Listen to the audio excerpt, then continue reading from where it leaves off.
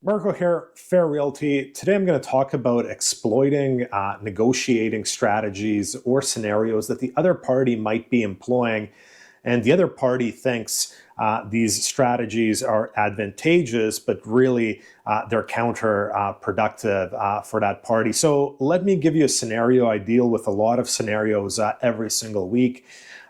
First of all, you have to understand your client. A few months ago, I was working with a client. He was a very rational, non-emotional purchase.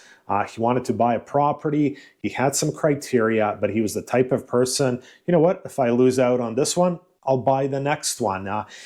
You have to know your client, because some people are like, Marko, I really want this property. This is my forever home. What is it going to take to get this property? And this guy was not that person, and I understood this. So we looked at a number of properties. He made an offer on one property, ended up getting multiple offers. He lost out on it. Then we found another property.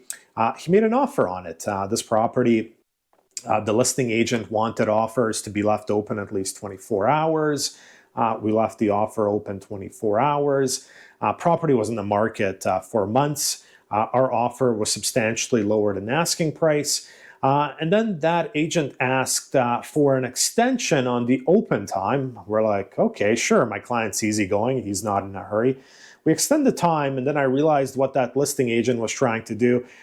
She was setting up a time the following day and then sent out a blast notice to everyone, including me, that an offer had been received, which was my client's offer, and that offers would be reviewed the next day at 5 p.m. So this agent probably thinks she's being clever, and this is actually something I do often myself, but in different scenarios, and I execute it differently. You definitely want to make everyone aware that there's an offer on the table, but not sure if that's the right approach when a property's been on the market for months and you're letting the agent that's written the offer know that you're doing that. So we wait around until 5 p.m. tomorrow. 5 p.m. tomorrow comes. She contacts me and says, well, you know, Marko, there's a bunch of people interested, but no one has submitted an offer. You're the only one. I know right away what's going on. She's gone to everyone who's viewed the property over the last 3 months, and no one's decided to write. So I know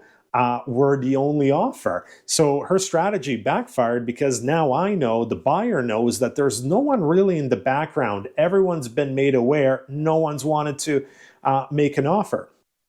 So they send back counter. They come down substantially off the asking price, but not quite to the point where my client is. And keep in mind, my client just wants a good deal, rational person. I go back to my client and I say, hey, listen, I can see in their showing schedule, this is another trick. The way our properties are entered into the system, I can see if showings have been booked going forward. And I saw there was a showing 2 days in advance. So I tell him, you know, let's only increase a small amount, but let's give them 48 hours so the other showing can come through, because I'm thinking 2 steps ahead of the other agent. I sent the offer back and we didn't hear for 2 days. Why? Because that listing agent probably went to her seller and said, hey, this Marko guy has no idea what he's doing.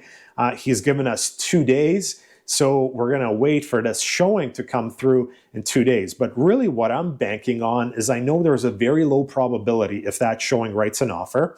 And if that showing does write an offer, my client's just going to move on to the next property. But if that showing doesn't write an offer, then the seller is going to be even more motivated. And that is exactly what happened. We waited 2 days. I think that showing was at 2 p.m. And sure enough, at 5 p.m. on that day, we got a counter back. So they had waited for that showing to go through. That showing wasn't interested, and the seller came down even more. We go back with another counter, extended another 24 hours. Seller comes right back and moves the open time from, decreases it from 24 hours. They want the offer dealt with that night. And at that point, I knew they were very motivated. None of the people they tried to come back to the table that I'd seen in the last 3 months came to the table. The showing wasn't interested. And I told my client, I think we got them now. And we just went back with the same counter we had gone the time before, because it was a very short open time period that the seller orchestrated, because they were obviously motivated to sell at this point with no other interest.